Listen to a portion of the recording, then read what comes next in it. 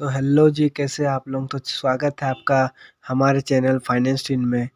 तो चलिए आज बात करते हैं एयरबीएनबी क्या है, कैसे 3 दोस्तों ने 5.5 लाख करोड़ की कंपनी बनाई।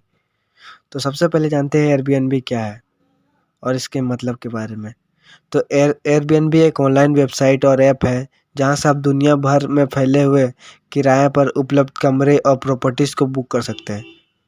इसके अलावा एयरबीएनबी पर आप अपने खाली पड़े कमरे और प्रॉपर्टीज़ को किराए पर देने के लिए लिस्ट कर सकते हैं। बुकिंग करने पर एयरबीएनबी प्रॉपर्टी मालिक से किराए का 3% और बुकिंग करने वाले मेहमान से किराए का 5 से 15% के बीच वसूल करता है। किराए की राशि बुकिंग के दिनों की संख्या के अनुसार कम या ज़्यादा हो सकती है। एयरबीएनबी कंपनी की शुरुआत कैसे हुई? भारत की बहुत ही सफल स्टार्टअप कंपनियां कई विदेशी कंपनियों के बिजनेस मॉडल पर आधारित है, जैसे कि ओला कैब्स अमेरिकन कैब सर्विस उबर के मॉडल पर है और ओयो रूम्स का बिजनेस एयरबीएनबी से प्रेरित है। एयरबीएनबी की सक्सेस स्टोरी इस वीडियो में हम आपको बताएंगे। ज़मीन से आसमान तक पहुंचने की कहावत इस कंपनी के फाउंडर्स पर वाकई बिल्कुल फिट बैठती है। जॉय गेबिया और ब्रायन चेस्की की दोस्ती रोडी आइलैंड स्कूल ऑफ डिज़ाइन में पढ़ाई के दौरान हुई थी। सन 2007 की बात है जब वे न्यूयॉर्क और सैन फ्रांसिस्को शिफ्ट हुए थे। नौकरी न होने की वजह से वे फ्लैट के किराया नहीं दे पा रहे थे। दोनों दोस्त उसी अधरबन में लगे थे कि किराया का जुगाड़ कैसे किया जाए। उन्हीं दिनों सैन फ्रांसिस्को में एक बड़े डिज़ाइन कॉन्फ्रेंस का आयोजन था। कॉन्फ्रेंस की वजह से शहर के सारे होटल फुल थे। जॉय गेविया और ब्रायन चेस्की और इसी से एक आइडिया सूझा। उनके फ्लैट का लिविंग रूम खाली ही रहता था, सो उन्होंने सोचा क्यों ना ऐसे किराए पर दिया जाए। अतः उन्होंने फटाफट एक वेबसाइट airbed&breakfast.com बनाई और कुछ गद्दे खरीद लिए। वेबसाइट पर उन्होंने लिखा कि हम रात बिताने के लिए जगह और सुबह घर का बना नाश्ता देंगे। शर्त बस यही है कि गद्दे बेड पर नहीं ज़मीन पर लगे होंगे और इस सुविधा को $80 देना होगा।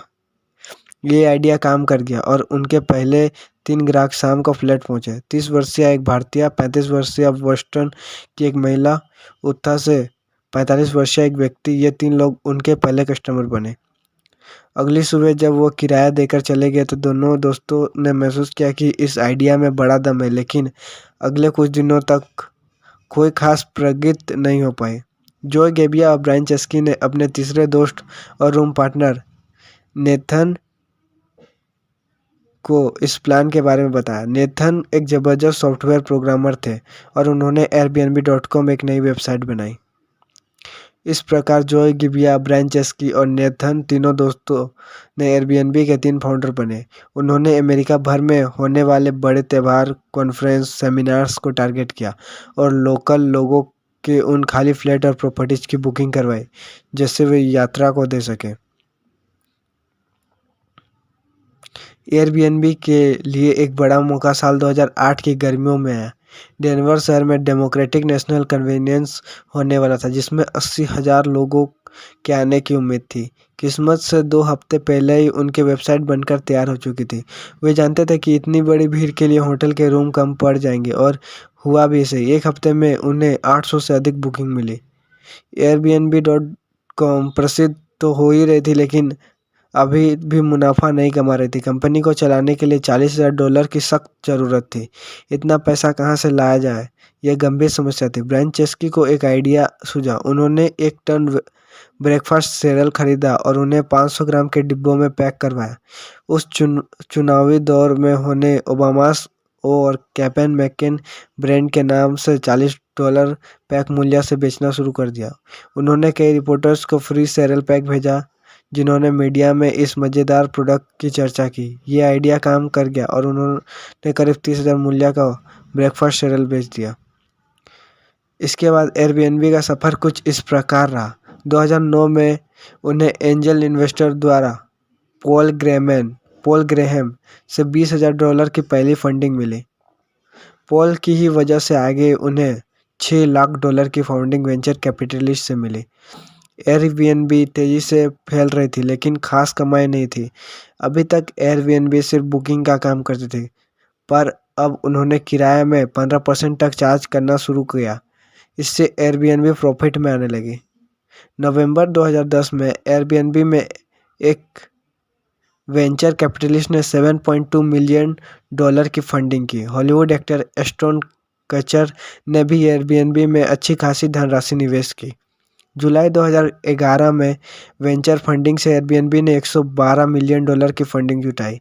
इससे एयरबीएनबी की वैल्यू $1 बिलियन तक पहुंच गई। इसके बाद तो एयरबीएनबी तेजी से कामयाबी की सीढ़ी चढ़ते हुए शिखर तक पहुंच गई। आज की तारीख में क्या एयरबीएनबी की स्थिति का अंदाज़ा आप इन फैक्टर्स में से लगा सकते हैं।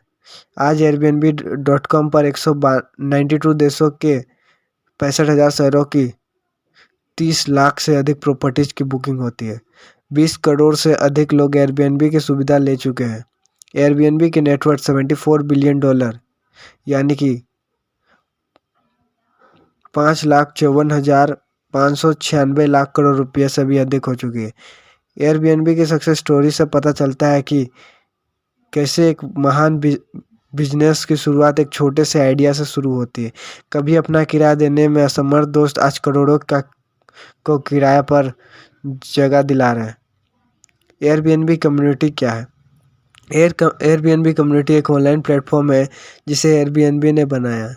इसके जरिए एयरबीएनबी पर अपने कमरे और प्रॉपर्टीज को बुकिंग करने वाले लोग अन्य प्रॉपर्टी मालिकों से जुड़ सकते हैं।